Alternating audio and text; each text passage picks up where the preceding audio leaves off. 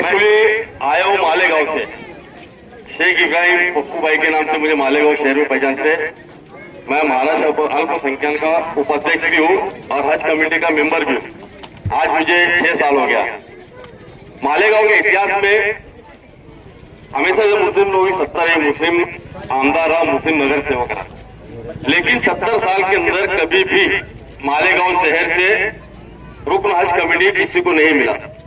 जबकि सत्ता के साथ में लोग रहे, कांग्रेस के सबके साथ में रहे, लेकिन ये भारतीय जनता पार्टी का मुझ पर एक बहुत बड़ा एहसान है, मेरे शहर के ऊपर एक बहुत बड़ा एहसान है और मुस्लिम समाज के ऊपर खास तौर से एहसान है।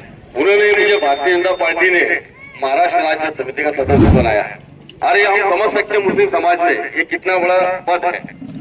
एक राज्यों की खिदमत करने का जरिया बना तो भारतीय जनता पार्टी हमारे जरिया बना और मुझे खिदमत करने का मौका दिया। आपको उत्तर महाराष्ट्र पूरा मेरे हाथ में है, नासिक से लेकर तुम्हारा धुलिया, मालेगांव, जलगांव, नंदुरबार जो भी है, जितना उत्तर महाराष्ट्र का काम मेरे हाथ में आज 6 साल से मैं काम कर रहा हूँ। जिस तरह से मुस्लिम समाज को हमेशा हमारे मुस्लिम नेता डरा डरा के रखते हैं, बीजेपी आई तो मुसलमानों को पाकिस्तान भेजा दे, बीजेपी आई तो मुसलमानों को बांग्लादेश भेजा दे।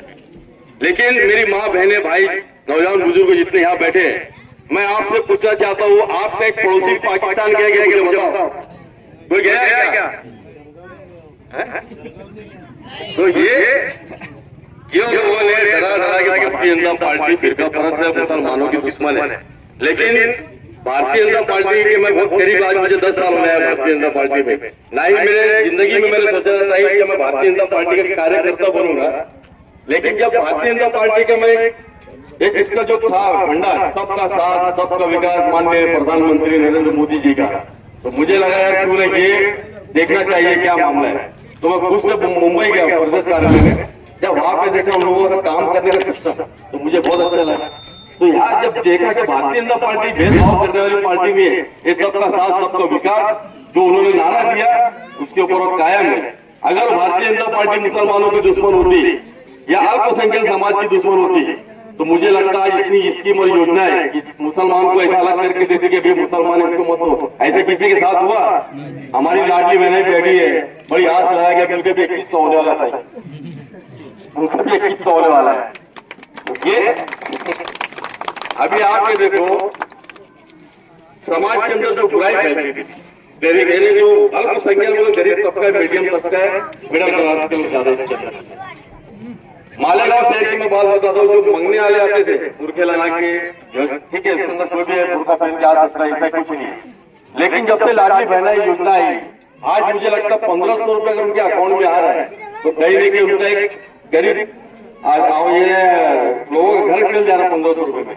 अगर एक घर में हमारी 4-5 माँ बहने हैं तो साल का आज उनको लगभग 80-90 हजार लाख रुपए के आसपास उनका काम कर सरकार मदद करे। सरकार आप लोगों को अनाज मदद कर रही, फ्री में दे रही है, घरकुल योजना दे रही है। तो भेदभाव भारतीय जनता पार्टी के अंदर नहीं है।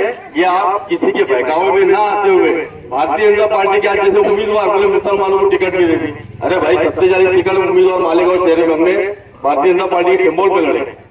हम वहाँ पे जीरो से काम करें। मालेगांव शहर आप जान सकते हो कितना हसास शहर है, कोई भी मामला होता तो मालेगांव के ऊपर लोग ही नहीं रहते, मालेगांव में अब क्या होगा। वो शहर में मैंने काम किया, मेरा ऑफिस टूटा, मुझ पर हमला हुआ। जब मैं ऑफिस खोल के बैठता तो मेरा मुंह देख के हंसते थे, तो मुझे सारा डाउट होगा मैं हिंदू तो नहीं हो गया, मेरा मजहब तो नहीं बदली हो गया। लेकिन आप लोगों की दुआ से यार भारतीय जनता पार्टी के जो पदाधिकारी उन्होंने मेरे ऊपर हाथ रखा, मुझ पर विश्वास जताया, मुझे रुकन हज कमेटी बनाया, प्रदेश का उपाध्यक्ष बनाया, तीसरी मरतबा प्रदेश उपाध्यक्ष बना। पहले ये 9 साल मुझे हो गया। ये है भारतीय जनता पार्टी। अगर भेदभाव रखती तो एक मुसलमान को इतना बड़ा पद पर नहीं रखे। लेकिन जो कुछ मुस्लिम समाज में जो अपने आप को मुसलमानों के नेता मानते हैं, लेकिन वो नेता नहीं है, वो खाली लेता है। क्या है? खाली लेता है। वो तुम्हारी वोट को तुमको खरीदने का काम करता है। जब उसको जरूरत पड़ती है भारतीय जनता पार्टी के तलवे चाटते जाके। मेरा बोलने का मतलब है देगा दान छूटेगा गिरान, ये कहावत आपने सुनी है। ऐसे दानवीर के साथ आप लोग जो छूटेगा गिरान उसको लात मारो और भारतीय जनता पार्टी के हमारे उम्मीदवारों को भारी अक्सरियत से चुन करके आपको आपके अपने शहर का विकास करना है, आपके मोहल्ले का विकास करना है, आपके बच्चों को एजुकेशन में आगे बढ़ाना है। तो भारतीय जनता पार्टी के उम्मीदवार को आने वाली 2 तारीख को आप ज्यादा से ज्यादा मतदार वोट दे करके इनको भारी अक्सरियत से कामयाब करो। ये मेरी आप लोगों से गुजारिश है। ये बोलने के लिए आज हम मालेगांव शहर से आए, ताई हमारी 5 बजे से आई। हाँ, अरे ताई ने तो अच्छा फार्मूला दिया, मैं सोचा बोलूं, मगर ताई पहले बोलूं के नहीं बोलूं। ताई का भैया, ताई का आदेश है सर आंखों पे, माल सब तो लो, ये अपना भरो और भारतीय जनता पार्टी का भरो। भारतीय जनता पार्टी के 90 करोड़ भरपूर आने चाहिए।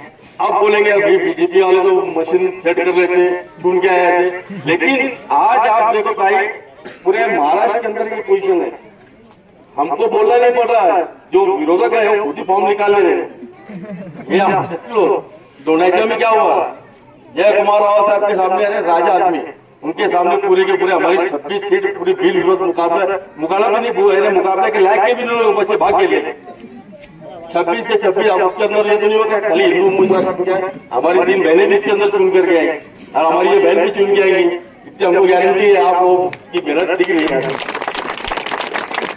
तो ये है कि मुस्लिम समाज को बच्चे समझ लेना चाहिए, और मुझे लगता है समझ में भी आ गया विकास करने वाला कौन है, मुसलमानों का सपोर्ट करने वाला कौन है, मुसलमानों का हस्ती का साथ कौन है। जिस तरह कांग्रेस के पीछे हम घुमा करते थे, कांग्रेस ने खाली मुसलमान को वोट बैंक के नाम पे इस्तेमाल किया, कभी उसका विकास और भला नहीं किया। एजुकेशन में पीछे कर दिया, रोजगार में पीछे कर दिया। नहीं तो मुसलमान कुतुब मीनार वाले थे, ताजमहल वाले थे, बीबी के मकबरे वाले थे, लेकिन कांग्रेस ने बना देते भंगार वाला, चाय वाला, टपरी वाला, वो भी लग रहा था एक तरफ एक रोजगार है, लेकिन तुमको उन्होंने पीछे कर दिया। तो ये मेरी आप लोगों से गुजारिश है, ताई की तरफ से भी बोलना चाहूंगा और हमारे कैंडिडेटों की तरफ से भी हम बोलना चाहेंगे भाई, तो आप ज्यादा से ज्यादा वोट दे करके कामयाब करें, मेरी आप लोगों से यही गुजारिश है।